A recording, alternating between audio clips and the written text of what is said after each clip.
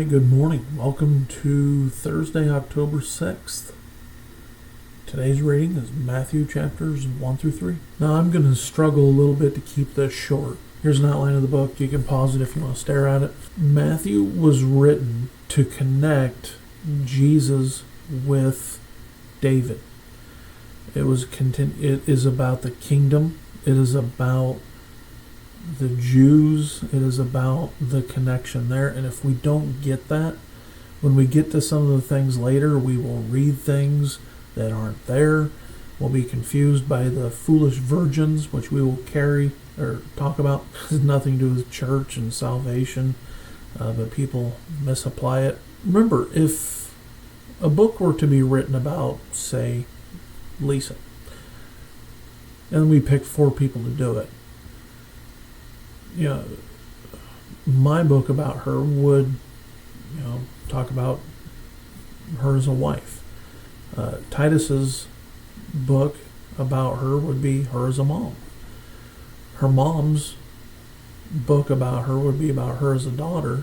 And so the 4 Gospels are this way. Matthew was written to show Jesus as king, Mark as servant, Luke as the Son of Man, and John as the Son of God. Matthew wrote this. He's also called Levi. We find in Mark that his father's name was Alphaeus. We know his home to be in Capernaum. And his original business was to be a tax collector. That's something you bid into. That's something that you had to be rich already into, and then he had continued to get rich.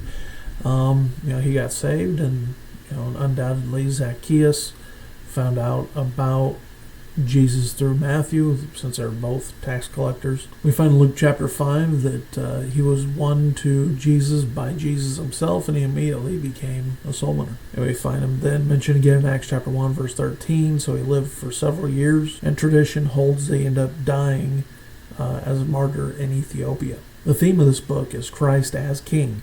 There are 53 Old Testament quotes, 76 references to the Old Testament.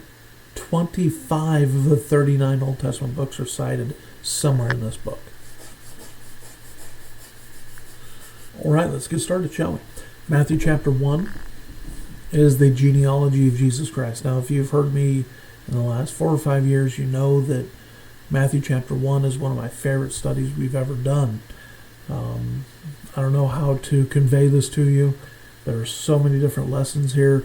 There are 5 women mentioned. 4 of them Gentiles, but yet they're included. And then we find, Mary is the last one.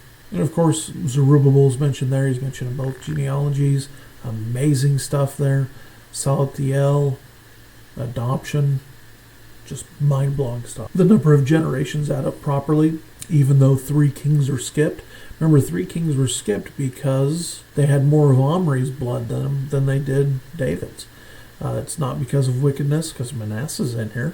He was the most wicked. And so not having 3 kings in there, but yet listing some that reigned for mere months, make the numbers add up. Then you find there in the rest of chapter 1, Mary was a virgin.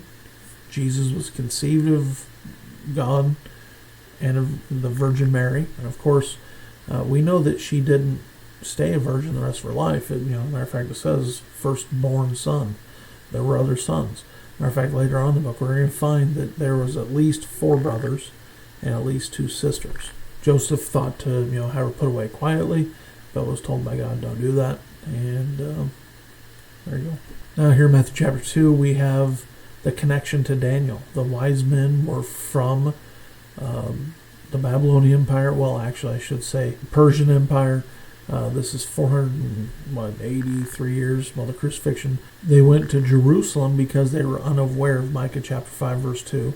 Got to Jerusalem, Micah chapter 5, verse 2, went to Bethlehem, but however, on the way, ended up not going there, and I believe went to Nazareth. Herod kills all the children 2 years old and younger. One of the indications that the wise men were not there for the birth of Jesus Christ.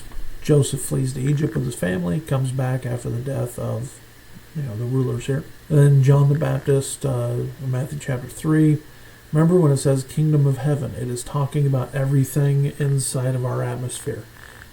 Kingdom of God is more of a broad term, large term. Kingdom of heaven is talking about the kingdoms of this earth inside of our atmosphere. So it's talking about kingdom of heaven. It's actually talking about what's happening on earth. Matthew's the only one to talk about it. So Jesus went to go be baptized by John the Baptist, and notice they came straightway out of the water, because baptism requires deep water. Because you're getting dunked, you're not getting sprinkled. And also John the Baptist would be connecting Jesus with the prophecy from the last couple verses of Malachi. All right. Hey, made it a little bit short. Hopefully this was helpful to you. Man, this is going to be good stuff. We're in the New Testament now. So stay faithful, stay at it. See you here tomorrow. Have a great day.